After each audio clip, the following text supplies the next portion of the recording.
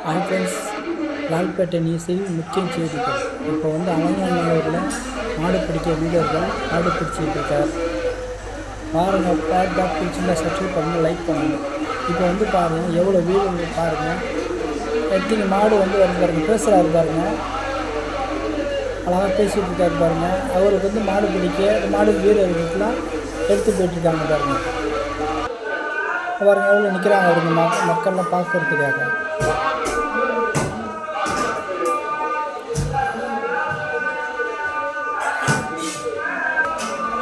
பாருங்கள் வீரர்கள் எவ்வளோ பிடிக்கிறாங்க பாருங்கள்.